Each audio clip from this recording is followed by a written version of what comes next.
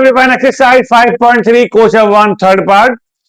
Question 1 third part में देखिए, find the sum find करना है। थर्ड पार्ट में हमें डिजिट गिवन है 0.6, 1.7, 2.8, dot dot dot dot 200 terms.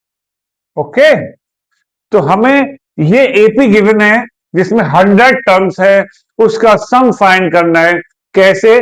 देखिए, ये तो आपकी स्मॉल ए की वैल्यू हो गई, ये A1 है और यही A2 है। ये A1 को ये कहते हैं और ये A2 है 1.7। तो D कितना हो गया? D हो गया आपके पास A2 माइनस A1। A2 1.7, ये 0.6, 1.1। ये जो 100 है ये स्मॉल n की वैल्यू है। ठीक, अगर इसके आगे टर्म्स नहीं लिखा होता तो ये an को रिप्रेजेंट करती 100 वाई डिजिट या स्मॉल l। अगर लास्ट में 100 ही होता, ओनली 100, कोई ये टर्म्स ना लिखी होती लैंग्वेज में, तो वो an की वैल्यू होती या स्मॉल l की वैल्यू होती। लेकिन डिजिट के पे टर्म्स लिखा हुआ है तो इसका मतलब क्या हो गया? इसका मीन्स क्या हो गया? ये स्मॉल n की वैल्यू है। ओके, इसका मतलब अब हमको क्या करना है? 100 टर्म्स है जिसकी ए और डी आपने फाइंड कर ली, इनकी हेल्प से, सीक्वेंस जो दिया उसकी हेल्प से, और हमें एस एन का फॉर्म लगाना है। और सम ऑफ एन टर्म का फॉर्मूला होता है S n equal to n upon 2a plus n minus 1 into d. N के प्लेस पर एन की वैल्यू 100 है आपके पास, ए के प्लेस पर ए की वैल्यू, डी की वैल्यू आपके पास है 1.1,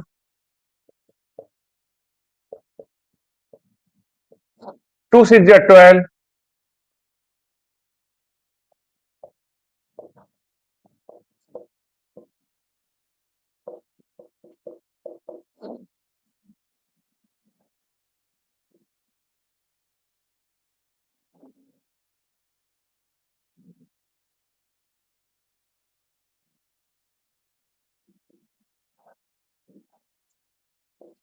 108.9, 108। अब इसके बाद 50,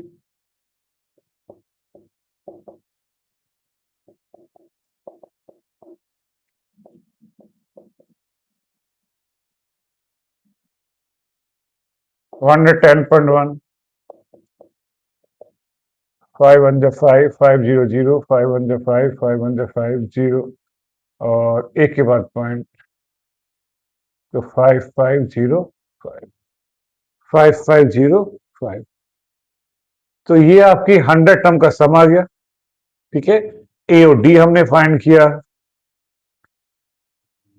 एन हमको गिवन है, एस एन की आइडेंटिटी ली, क्योंकि सम, जब भी सम ऑफ एन टर्म की बात कहेगा तो एस एन ही आपको लेके चलना है, और सम ना कहे तो ए एन का फॉर्मूला।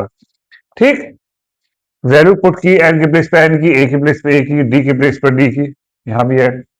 कैलकुलेट करके ध्यान रखिएगा, पहले प्लस मत कीजिएगा, पहले मल्टीप्लाई करना है, उसके बाद आपको प्लस करके ब्रैकेट सॉल्व करना है। जल्दबाजी मत करना, साइड में रफ करना पड़े, नो प्रॉब्लम। ओके, तो करते रहिए प्रैक्टिस, बने रहिए हमारे साथ। Thank you.